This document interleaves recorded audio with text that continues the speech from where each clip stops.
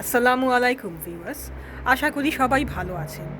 আপনারা নিশ্চয়ই আশপাশটা দেখে বুঝতে পারছেন যে আমি আবারও কিছু বিরতি নিয়ে লন্ডনে আসলাম। এবার আমি খুবই গুরুত্বপূর্ণ একটা কাজে এসেছি। আমার জন্য খুবই প্রেশাস একটা মোমেন্ট। কী কাজে এসেছি এখন আমি আপনাদেরকে সেটা বলছি না। যখন আমি আবার এই বিষয়ে কনটেন্ট দিব, তখন আপনারা ব্যাপারটা আসলে বুঝতে পারবেন। তো এখন আমি আপনাদেরকে একটা ইন্টারেস্টিং জিনিস দেখানোর জন্য এখানে আসলাম। দেখতে পাচ্ছেন এখানে বেশ সুন্দর একটা রোদ উঠেছে। বেশ ঝলমল করছে রোদ। তো আপনারা বলতে পারবেন কি যে এখন সময়টা আসলে কত? এখন হচ্ছে আসলে রাত ৮টা বাজে। জিনিসটা খুবই ইন্টারেস্টিং যে রাত ৮টা বাজে কিন্তু এখনও বাইরে রোদটা ঝলমল করছে। আমি যখন ফার্স্ট ডেতে এখানে আসলাম খুবই কনফিউজ ছিলাম যে আমার ঘড়িটা আসলে নষ্ট কিনা বা আমি ভুল সময় দেখতে পাচ্ছি কিনা। পরে দেখলাম যে সব কিছু একদম ঠিকঠাক আছে।